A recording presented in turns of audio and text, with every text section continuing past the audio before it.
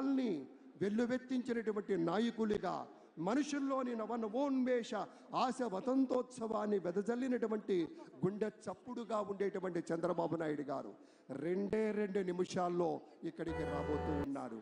భూమి కోసం, భక్తి కోసం, పేద ప్రజల విముక్తి కోసం నిరంతర పోరాటం, ప్రగతి కోసం, ప్రజల కోసం నిత్యం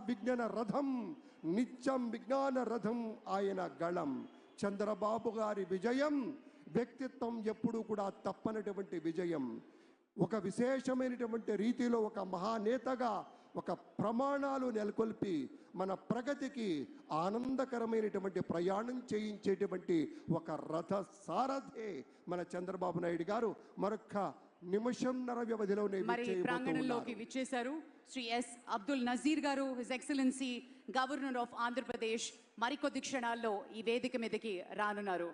ladies and gentlemen, we also take the pleasure in a few moments from now, Chief Minister designate Sri Nara Chandrababu Naidu garu, along with the Prime Minister of India, Sri Narendra Modi ji, will join us on stage. పెద్దలంతా రావడంతోనే సమయం లేదు కాబట్టి మిత్రులారా మరొక్కసారి గుర్తు చేసి మేము పక్కకు వెళ్తాం. ఒకే ఒక్క నిమిషం ఉంది, వారు వస్తారు.